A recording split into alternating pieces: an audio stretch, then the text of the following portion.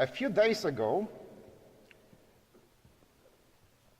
some friends of mine invited me to join them on an all-paid vacation trip to a Caribbean island next week.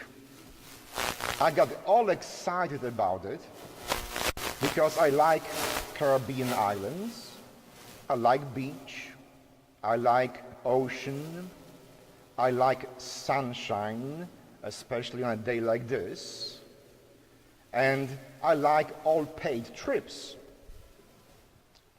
However, I had to refuse this invitation because next week is Easter week, and I've got to be here.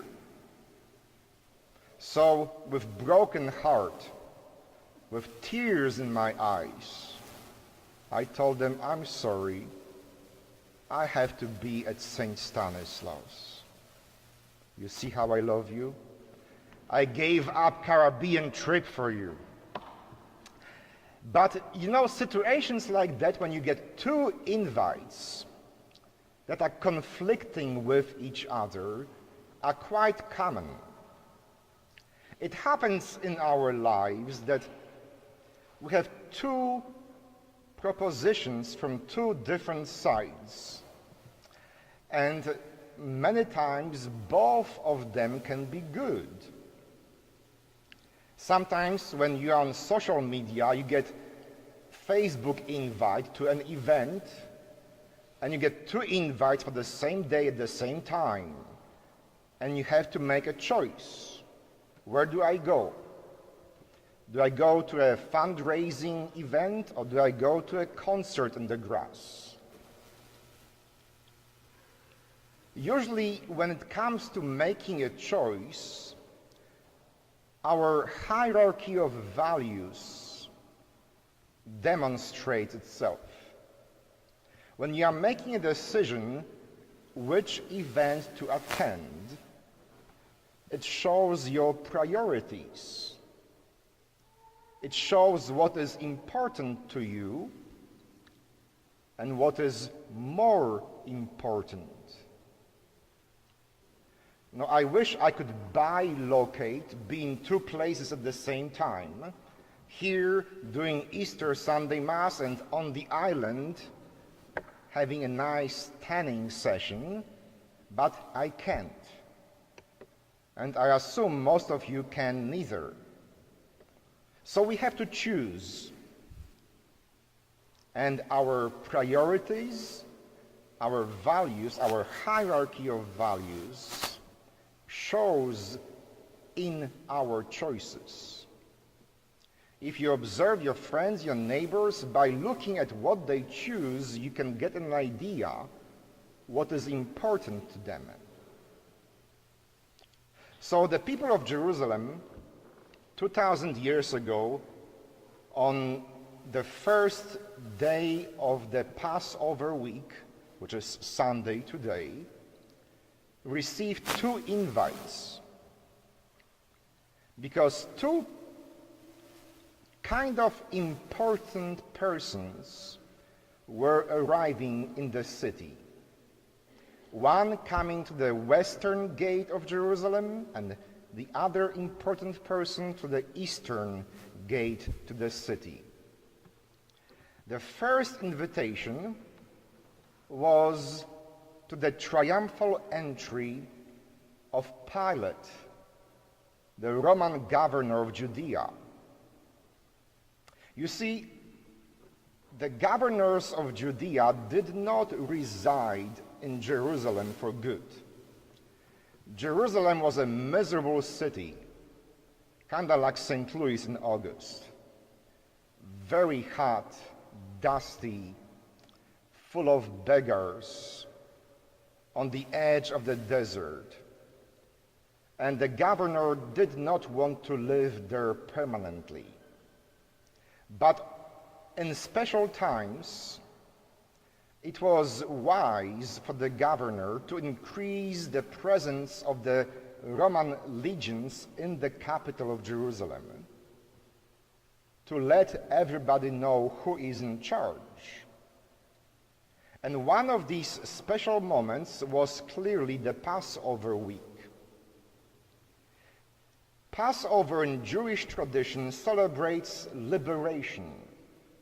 It's all about escaping the slavery of Egypt, becoming free from the hegemony of the Pharaoh.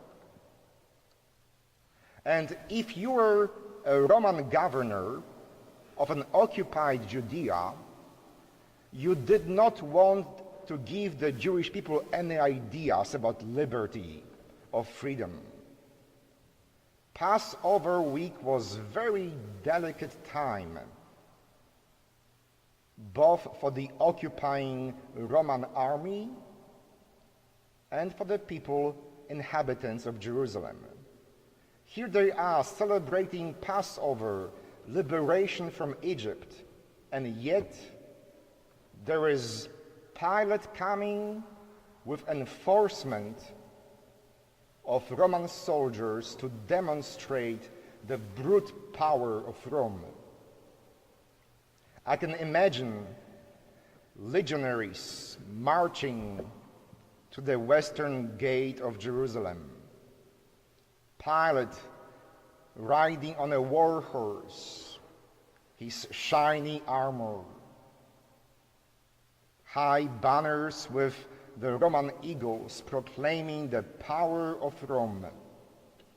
Don't you think about freedom? So this is invitation number one. Come and witness the power of Rome, the might and impressive and beautiful images of Roman soldiers and Roman power. The other invitation, less impressive, comes from a preacher from God-forsaken Galilee. A preacher who by that time got some reputation. He is young, he is somewhat on the edge, but what he is preaching about has a strange power to change people's lives.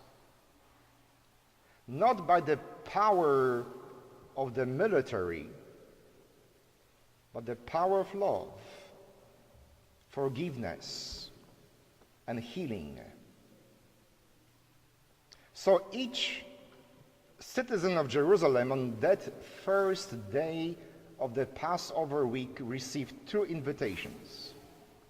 Either go to the western gate, where Pilate is arriving from his very comfortable villa in Caesarea on the coast of the Mediterranean Sea, or to the eastern gate, where Jesus is coming from the Mount of Olives, and his disciples are waving palms and singing Hosanna, the King of David.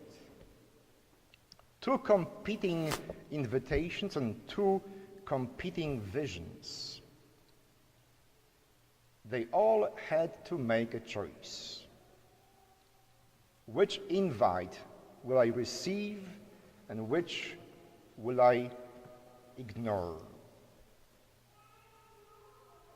These two triumphal entries to Jerusalem present two competing visions of political world, but also of a religious and theological world. In a fancy academic language, we would say two competing paradigms. One, Pax Romana, Roman peace, the love of power and order. Pilate represents, today we would call it the law and order. Roman Empire, for its many mistakes, has brought civilization, law, and order to many, if not all, of its provinces. Many conquered nations in many ways benefited from that Pax Romana. But there was a price to pay for that progress in civilization, for that law and order of the Roman Empire. You had to acknowledge that each emperor is the Son of God, that he is truly divine, and he needs to be worshipped.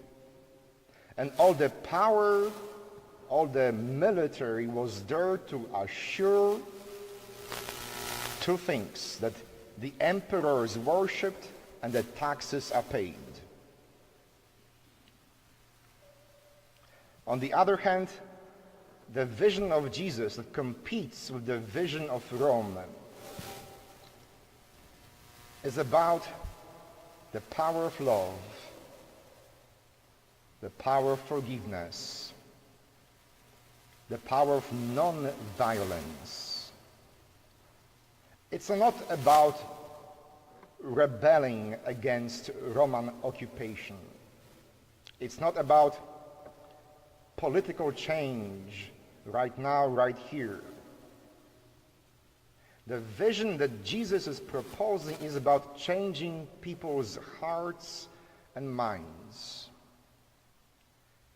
The political and theological paradigm of Jesus is about transformative power of love. Because when you squeeze Christianity, when you squeeze the message of Jesus, you should have one thing left in your hands. God is love. Love one another. This is the new competing invitation, the new competing vision of doing theology, of doing community. We have Rome versus Jesus. We have the love of power versus the power of love. We have Western Gate with Pilate and Eastern Gate with Jesus entering the city of Jerusalem. But the same two powers, the same two visions, the same two competing invitations are fighting today for your heart and soul, for the heart and soul of our churches, of our nation, of our planet. Two different and competing visions: the love of power and the power of love. And the choice is ours. Amen.